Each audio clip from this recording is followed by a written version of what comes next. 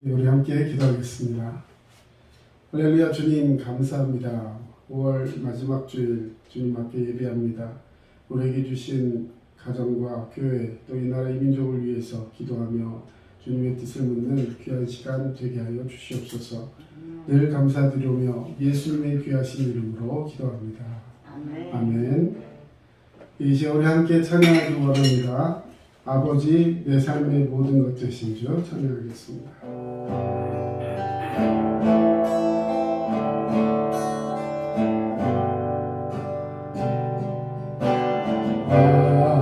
아버지 내 삶의 모든 것 되신 주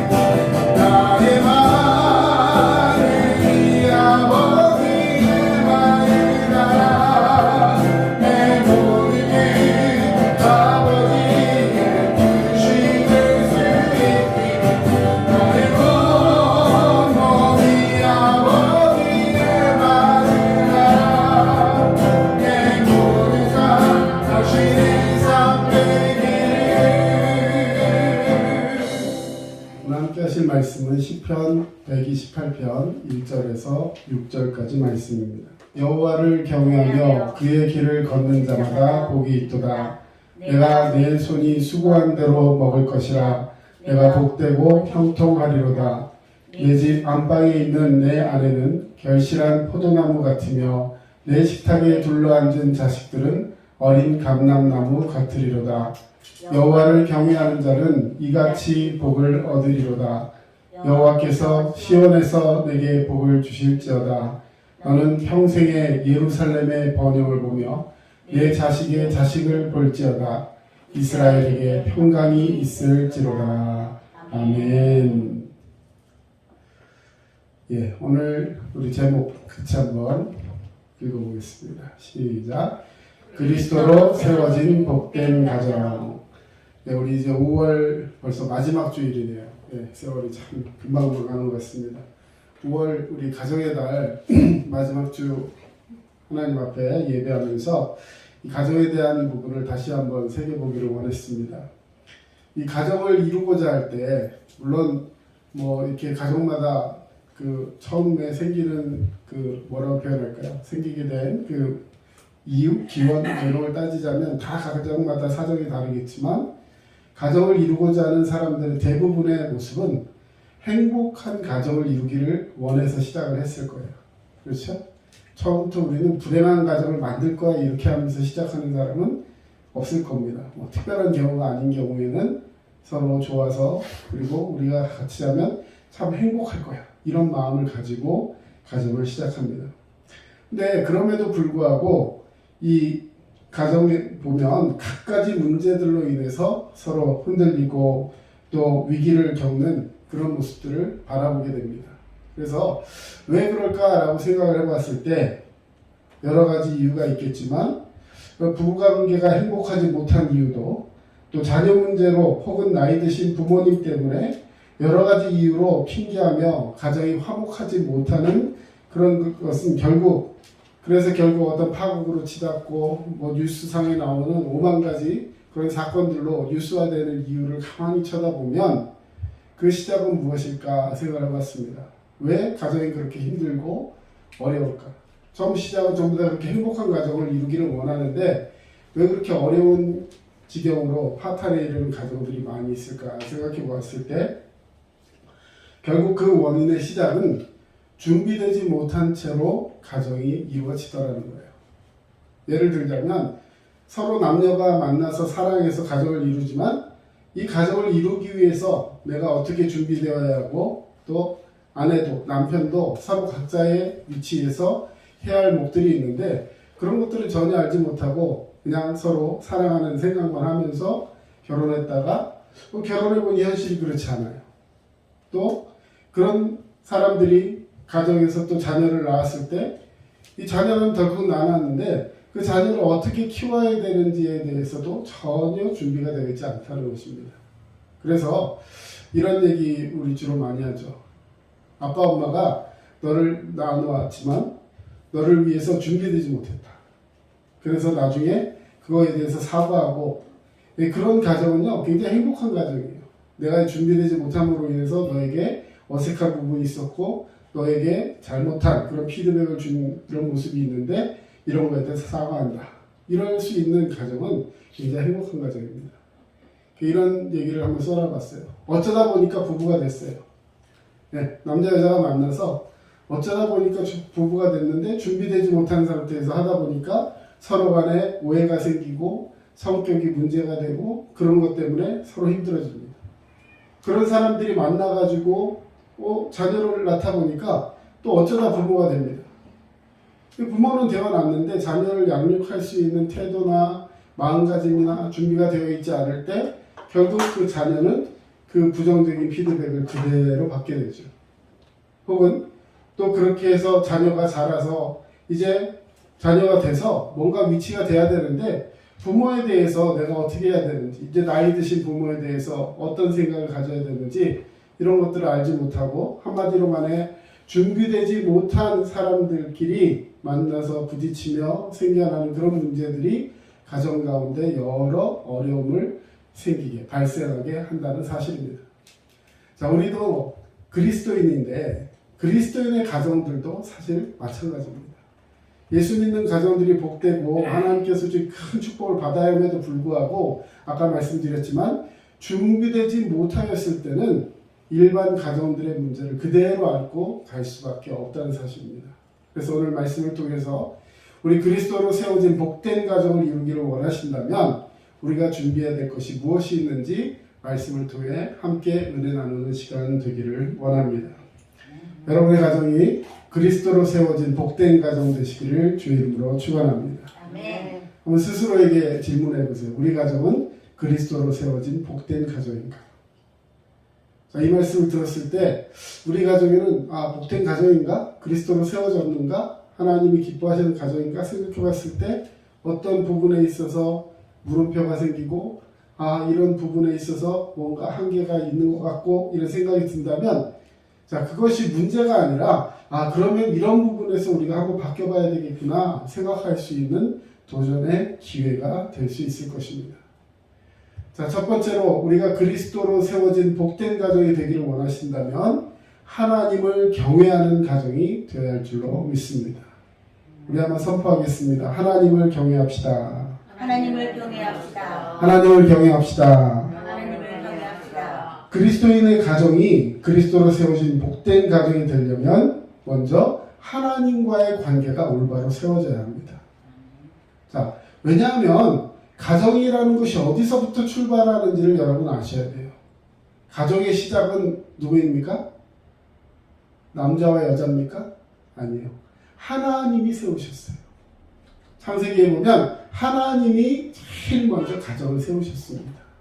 그리고 하나님이 복을 주시고 하나님이 세우신 것. 그래서 성경에 하나님이 세우신 긍정적인 이 공식적인 기관은 가정과 교회 이 둘밖에 없다. 우리는 아마 성경 공부를 통해서 많이 배우셨을 거예요. 하나님이 직접 세우신 가정. 그래서 이 가정의 시작이 하나님이라는 걸 인정하게 된다면 우리는 그 하나님을 경외할 수밖에 없다는 사실입니다.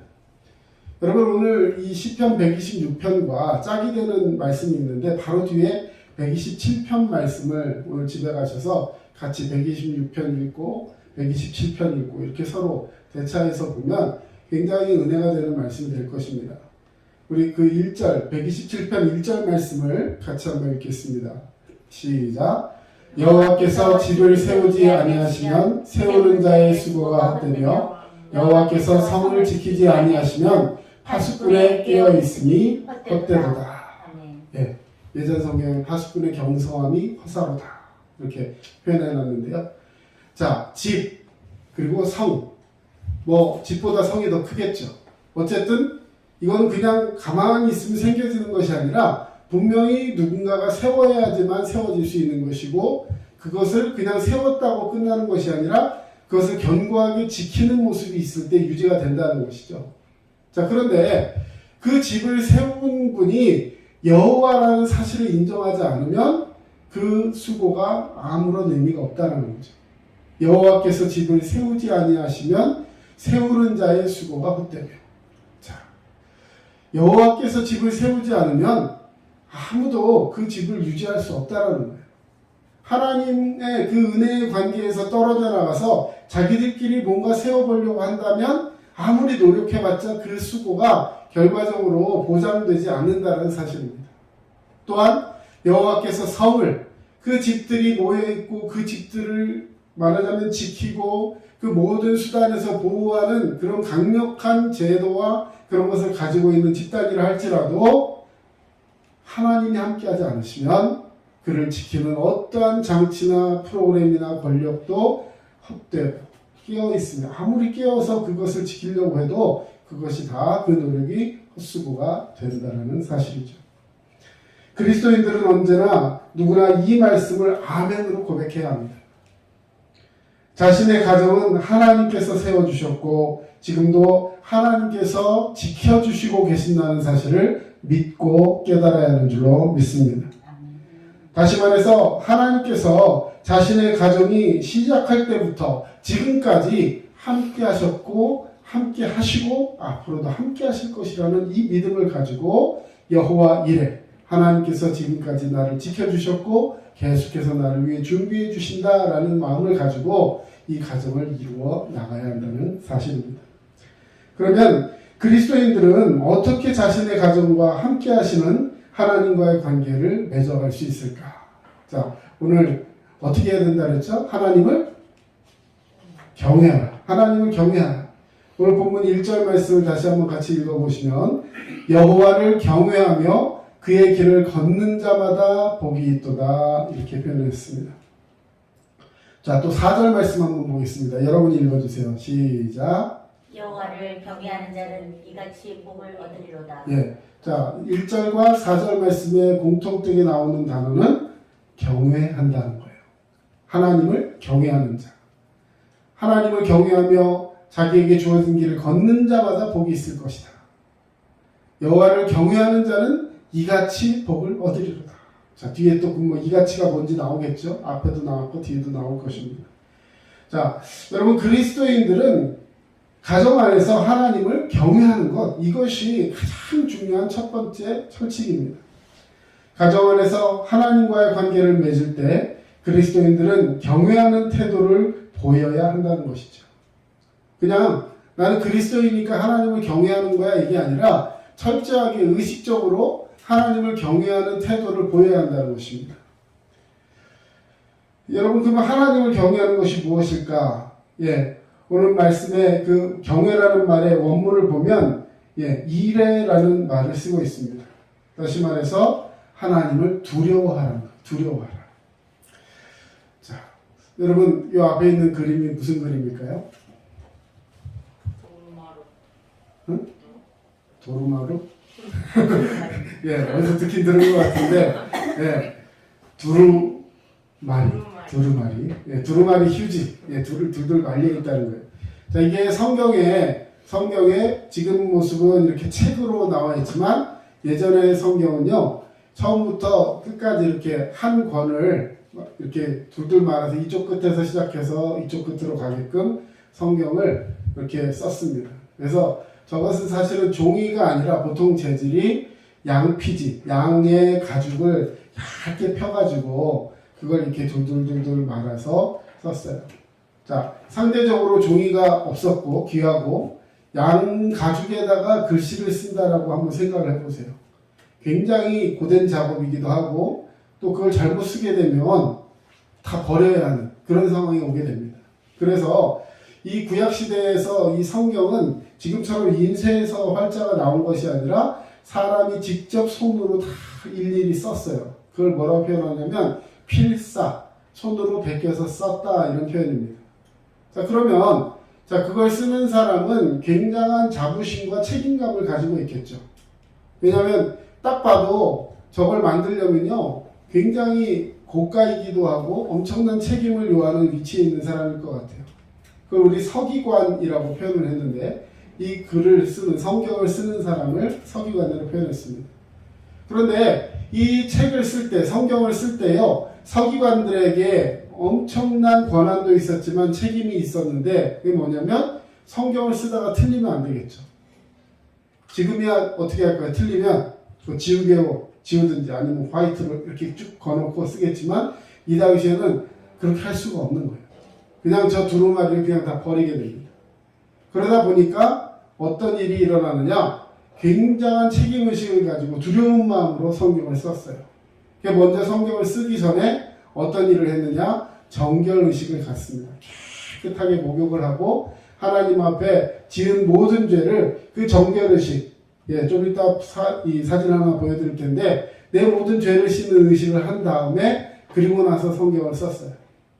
그러다가 성경을 쓰다가 중간에 여호와라는 글자가 나오면 다시 말해 하나님을 대하게 되면 그 사람은 그 자리에서 일어났어요. 그리고 뭘 했느냐? 자기가 쓰던 붓을 꺾어버립니다. 그리고 밖으로 나가요. 나가서 뭐예요? 다시 정결의식을 했어요. 자, 여러분 이것이 쿰란이라는 이스라엘 그 지역에 나온 그 정결의식을 행하던 정결탕의 모습이에요. 정결탕. 저기 보면 이렇게 계단같이 되어 있는 게 있고 밑에 깊은 곳이 있습니다. 이 정결탕은요, 그냥 목욕탕처럼 들어가서 때를 베끼고 하는 그런 곳이 아니라 이 사람들이 자기의 죄를 지은 사람들이 내려가서 계단으로 이렇게 내려가서 저 밑에 가면은 저 위치가 어느 정도 되냐면 머리가 완전히 잠기는 위치까지 내려갑니다. 거기까지 걸어서 내려가요. 그리고 다시 올라오는데 혹이라도 같이 서기관들이나 정결의식을 하면서 자, 정결하지 못한 사람이 내려갔다가 올라올 때 정결하지 못한 사람과 다시 부딪히면 어떻게 돼요? 다시 죄가 묻는다고 생각했어요. 그래서 어떻게 했느냐? 지금 여기는 안 돼 있지만 요 가운데 이렇게 턱을 두고요. 가운데 이렇게 말하자면 난간을 해놓고 정결하지 못한 사람은 이쪽으로 내려갔다가 정결한 사람 다시 반대쪽으로 이렇게 올라오게 해서 서로 부딪히지 않게. 굉장히 어떻게 보면 뭐라고 표현할까요? 좀 외식하는 것 같고 어떻게 이렇게 상징적인 걸로 저기 할까? 우리 마음을 씻어야 되는데 하지만 이들의 마음속에 철저하게 그 씻고 싶은 그런 마음들이 있었던 거예요. 그래서 이 정결탕에 들어가서 물을 완전히 내려갔다 다시 올라오고. 예. 여러분 이런 모습들이요 이스라엘의 성지순례 가보면 이스라엘에 있는 공중 화장실에도 있습니다. 예, 오늘 사진을 준비하지 못했는데요. 자 여기 보면 이렇게 컵이 있는데 이스라엘 공중 화장실에 가면 이런 컵이 그냥 거기 놓여 있어요. 근데 아무도 가져가지 않아요. 예, 스테인레스인가 하여튼 양은인가로 만들어진 그런 알루미늄 색깔 하얀 색깔의 컵인데요. 이거보다 훨씬 큽니다. 그런데 손잡이가요 이쪽에도 하나가 달려있고 반대쪽에도 하나가 달려있어요. 뭘 의미하는 건지 아세요? 어떻게 왜 손잡이가 두 개일까요? 이 용도는 뭘까요? 화장실 갔다 와서 손 씻는 거예요 말하자면. 그런데 단순한 의미에서 그냥 손을 씻는 것이 아니라 죄 지은 모습에 나의 부정한 손으로 잡았다가 그 다음 깨끗이 씻은 다음에는 정결한 손으로 나머지 부정한 손까지 닦게 돼요. 이쪽 손과 이쪽 손을 절대로 교차해서 잡지 않습니다. 근데 그러면 이쪽인지 어떻게 알아요?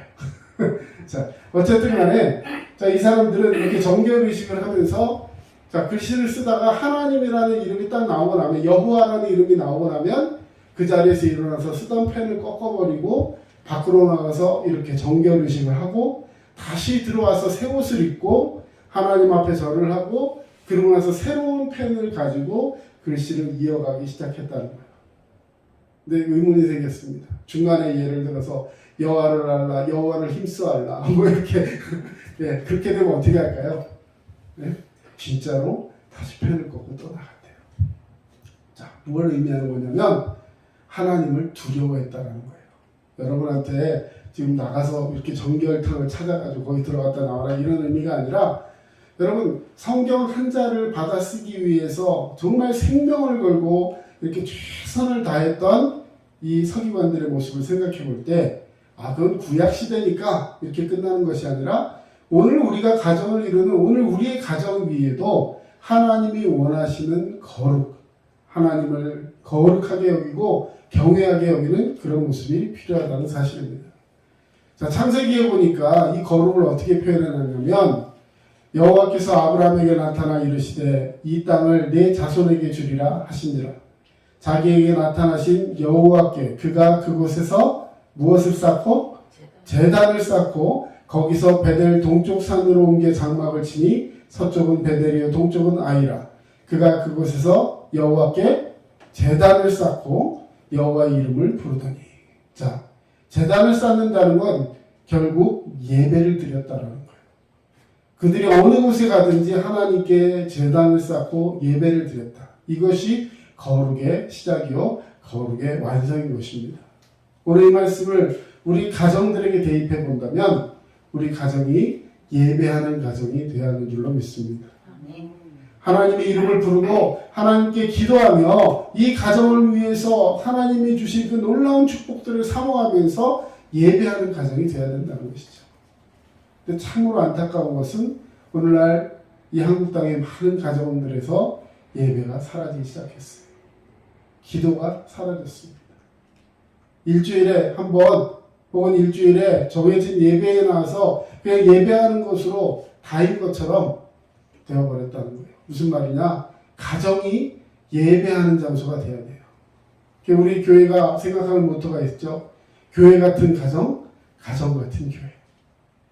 여러분, 교회 같은 가정이라는 말은 뭐냐면 가정을 교회 와서 예배하는 모습처럼 거룩하고 구별되고 함께하는 그 믿음의 공동체로 세워가자는 거예요.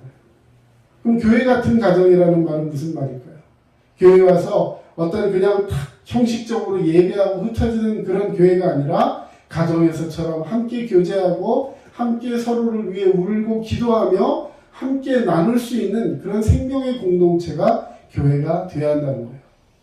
이런 생각을 가지고 모여서 기도하고 흩어져서 전도하고 함께 교제하며 통화를 함께 할 때 하나님을 기뻐하시는 예배 공동체가 될 줄로 믿습니다. 두 번째로 돕는 배필로서의 부부의 관계를 회복하여야 합니다. 자, 하나님께서 부부로 세우실 때 이 부부에게 하나님이 주신 특별한 기능과 또 책임이 있습니다. 그게 뭐냐면 그리스도인의 가정이 그리스도인의 가정다운 그런 가정이 되려면 이 부부 관계를 올바로 세워야 한다는 거예요.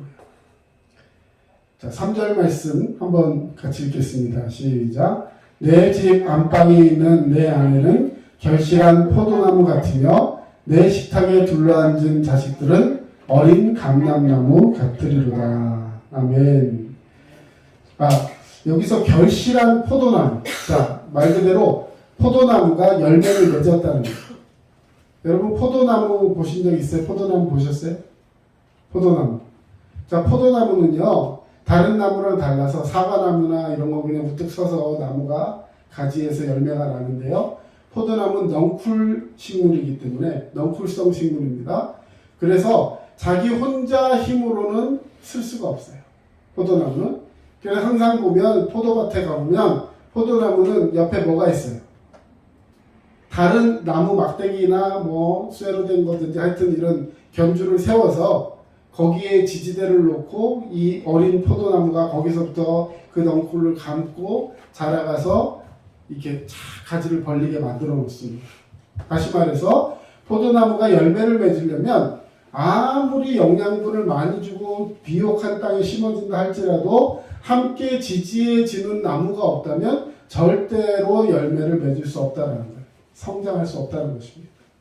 그래서 아내가 결실한 포도나무 같이 근사하고 열매를 맺고 그 가정을 윤택하게 하고 행복한 삶을 살게 하는 그런 나무가 되기 위해서는 바로 옆에서 지켜주고 그와 함께하는 그런 구성원이 필요한데, 그것이 말하자면 남편이 되고 또 반대로 아내가 되고 서로가 서로에게 돕는 배필로서의 역할을 감당할 때 이것이 가능하다는 사실입니다. 자, 창세기 2장 18절에 보면 여호와 하나님이 이르시되 사람이 혼자 사는 것이 좋지 못하나니 내가 그를 위하여 뭘 정한다? 돕는 배필을 지으리라. 여러분, 처음에 하나님은 남자를 만드셨어요. 그런데 가만히 있어보니까 혼자 있는 게 너무 외로워 보이고 안 좋아 보여요. 그래서 뭘 돕는 배필을 지으리라 하셨어요. 여러분, 재밌는 것은 하나님이 동물을 지으실 때, 새나 어류나 동물을 만드실 때는요, 그러면 다 수컷만 만드셨어요? 어떻게 만들었을까요? 암수를 다 만들어 놓으셨어요.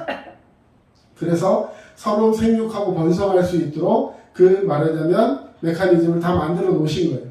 그런데 사람은 유독 남자 여자를 만들지 않고 처음에 창조했을 때 남자만 만들어 놓으셨어요. 자, 왜 그렇게 했을까?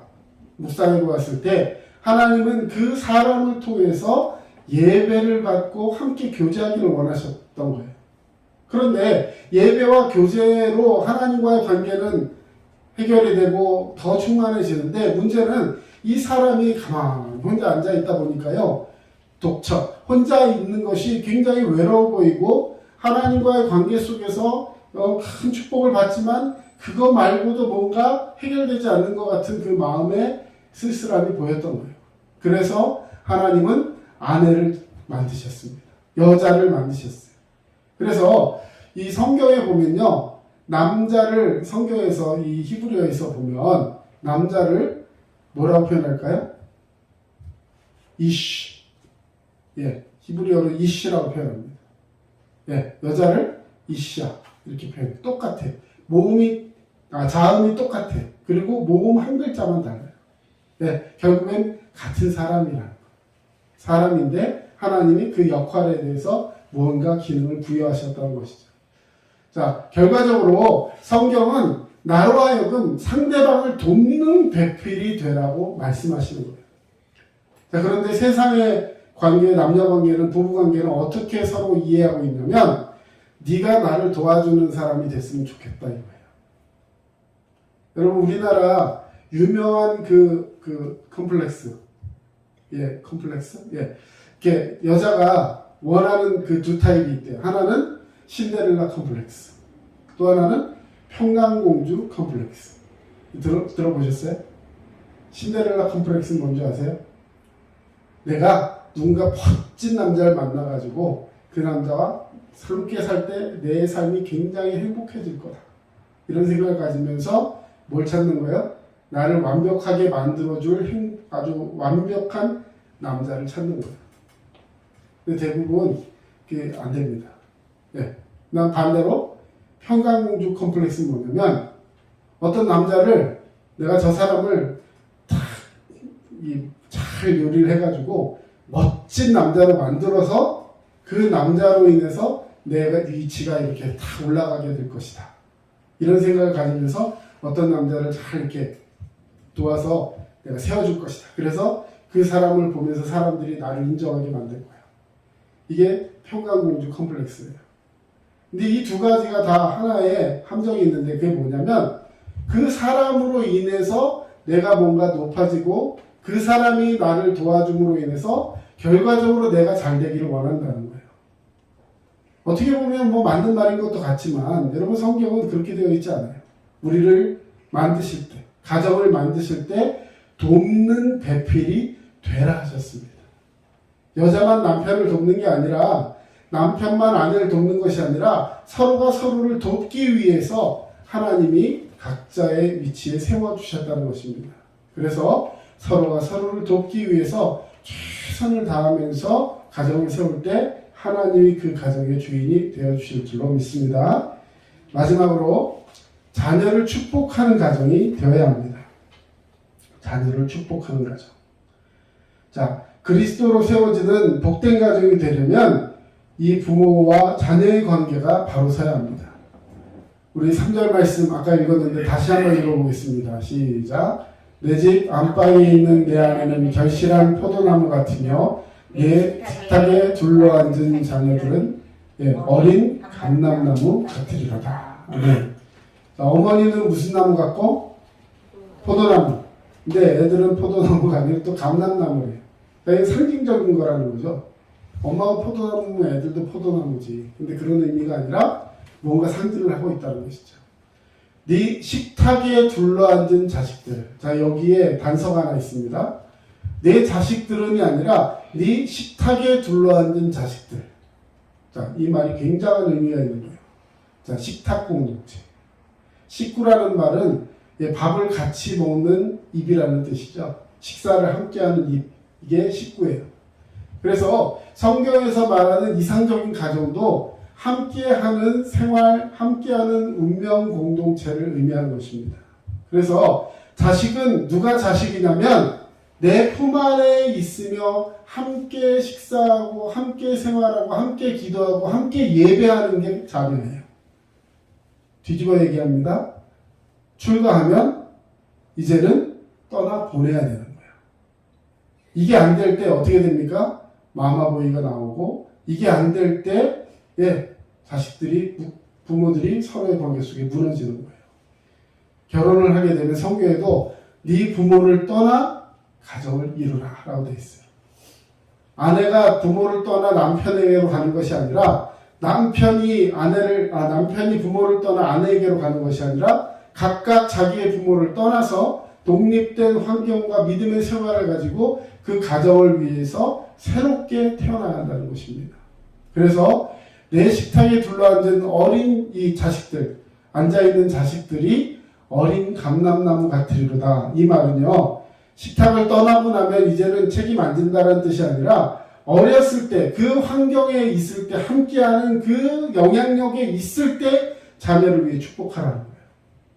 나중에 다 커가지고 아무것도 할 수 없을 때 유산 물려주려고 노력하지 마시고 내 품에 있을 때 기도해주고 내 품에 있을 때 축복해주고 그 자녀를 위해 울 수 있는 부모가 되시기를 주의 이름으로 축원합니다. 자, 이 감람나무 우리 너무나도 잘 알고 있는 올리브 나무예요. 올리브유. 예, 기름 중에 최고의 기름으로 치는 버진 울트라급 올리브유. 예. 자, 이게 올리브 나무입니다. 여러분, 이 올리브 나무가 왜 중요하고 성경에서 이 나무의 열매를 가장 중요하고 귀하게 여기냐면요. 올리브는 일단요, 이 나무가 몇 살 정도까지 살 것 같아요? 물론 네이버로 해야 되는데 찾아보면 나오겠지만요. 지금도 예수님 당시에 살아있던 나무가 지금도 살아있어요. 와, 나무가 얼마나 오래 살면 그럴까요? 그렇죠? 근데 재미있는 것은요. 저도 한 나무가 그렇게 오래 사는 줄 알았는데 이 올리브 나무의 특징이 뭐냐면 이렇게 자라나죠. 굉장히 커요. 지금 이렇게 보니까 좀 그냥 뭉뚱그리고 이런 것 같지만요. 실제로 성지순례 가서 이 나무를 봤을 때 엄청난 크기를 봤어요. 근데 이 나무가 처음에 가지 하나가 자라서 이렇게 자라나는 데는 어떤 비결이 있냐면 여러분 나무 가만히 보시면 중간중간에 이렇게 구멍이 이렇게 나 있는 거 보이십니까? 이게 뭐냐면 나무가 자라다가 어느 정도 세월이 지나면 이 고목이 되죠. 늙어버려요. 그러면 그 늙은 나무는 열매를 맺지 못합니다. 근데 그냥 죽어서 썩어버리는 것이 아니라 그랬을 때 이 뿌리에서부터 새로운 가지들이 또 올라와요. 그래서 그 나무를 지탱해주는 그 힘에 의해서 그 속에서 같이 자라고 하면서 계속해서 나무가 커지는 거예요. 그냥 옆에서 말하자면 뚱뚱하고 말하자면 이렇게 딱딱해져 버린 이 코르크 같은 이런 형식의 나무가 됐으니까 너는 찍어버리고가 아니라 그 속에서 어린 감람나무들이 함께 자란다는 거예요. 결과적으로는 열매를 누가 맺느냐? 그 어린 감람나무의 입에서 나오는 것들이 열매를 맺어간다는 것이죠. 그렇다고 늙은 감람나무가 필요 없는 것이 아니라 그것들이 함께하고 함께하면서 놀라운 시너지의 효과를 내더라는 것입니다. 그래서 이 뿌리에서 나온 그 가지를 넷째 어린 감람나무라고 표현하는 거예요. 그래서 그 어린 감람나무에서 열매가 나오기를 기대하며 농부는 그 고목들도 함께 다듬어지고 함께 그것을 가꾸어 가고 있다는 것이죠. 여러분 아까 읽었던 말씀 다시 한번 보면 내 식탁에 둘러앉은 자식들은 어린 감람나무 같으리로다. 자, 그 식탁 공동체가 행복하려면 누가 행복해야 돼요? 먼저 아내가 행복해야 되겠죠. 그 아내가 포도나무의 결실한 열매를 맺기 위해서는 견주가 되어주고 그를 지지해주는 남편의 엄청난 지지가 필요할 거예요. 결과적으로 그 모든 가정의 시작이 여호와라는 걸 인정하고 두려워하는 마음으로 함께 예배하는 믿음의 가정이 되었을 때 아내는 남편을 통해서 또 남편은 아내를 통해서 서로에게 돕는 역할을 잘 세워가면서 믿음으로 살아갈 때 놀라운 축복의 역사가 나타나게 될 줄로 믿습니다. 오늘 말씀의 결론을 맺습니다. 여러분 그리스도로 세워지는 복된 가정을 세우기를 원하신다면 앞으로 그런 가정을 이루시기를 원한다면 오늘 세 가지를 꼭 기억하셔야 됩니다. 하나님을 경외하는 가정이 되십시오. 또한 부부가 서로 돕는 배필로서의 책임과 기쁨을 함께 나누면서 서로 행복해하는 가정이 되어야 할 줄로 믿습니다.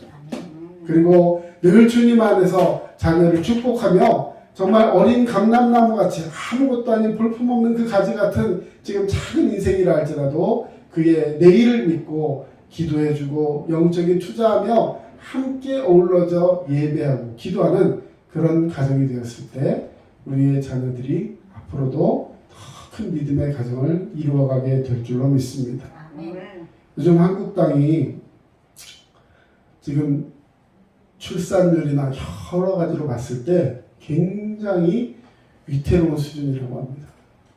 심지어 뭐 미국에 있는 유명한 재벌이 한국 땅의 출산율 가지고 이야기를 했다고 할 정도로 지금 한국의 미래 문제는 굉장히 심각한 부분에 처해 있다고 해요. 예, 우리 뭐 속한 가정들의 자녀들 이야기를 들어봐도 뭐 나는 결혼 안 할 거야. 뭐 나는 뭐 그런 거에 대해서 이제 부담스러운 거죠. 요즘 아이들이 가정을 이룬다는 것이 가만히 보면 뭐 TV라든지 뭐 이런 데 봐도 행복한 모습은 잘 나오지 않고요. 또 주변을 바라봐도 이 가정을 이루고 나서 너무나 힘들어하는 그런 모습들을 뭐 많이 보게 됩니다. 비단 뭐 각자의 가정을 한번 돌이켜 보시면 예, 결국엔 그 자녀들로 인해 부모로 인해서 그 문제가 막 심각해지고 갈등이 생기고 누구 때문에 쟤를 어떻게 하지 막 이런 얘기들을 막 하다 보면 분명히 힘든데 저렇게 가정을 이루어야 할까 이런 생각들을 은연중에 가질 수 있다는 거예요.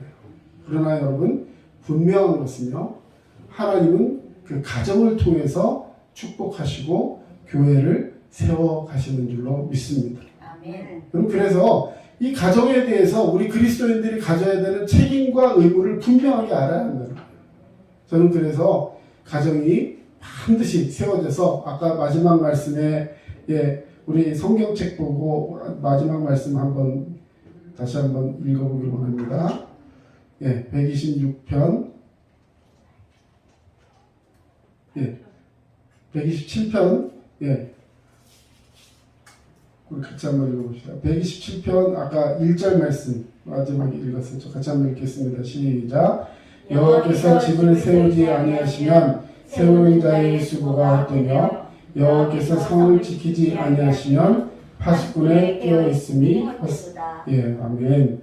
여러분 하나님이 세우지 않는 가정은 절대로 세워질 수 없다는 사실을 인정하며 뒤집어서 얘기하면 하나님이 우리 가정을 세우셨다.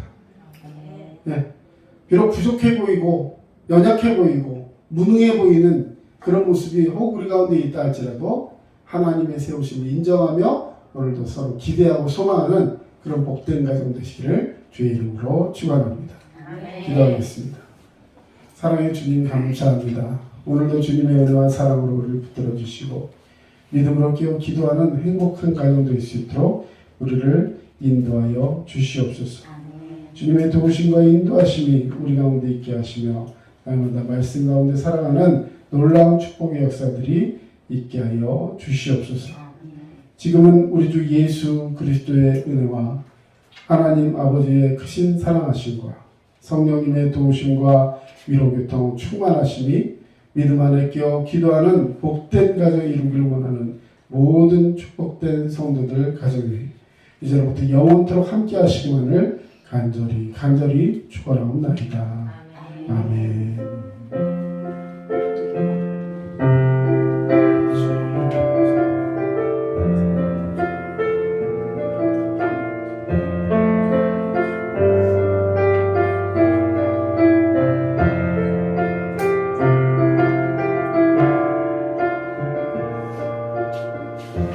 지금까지 남양주 다산신도시 두드림 침례교회 전철호 목사였습니다. 여러분들 믿음 안에서 승리하시고 건강하시길 바랍니다. 감사합니다.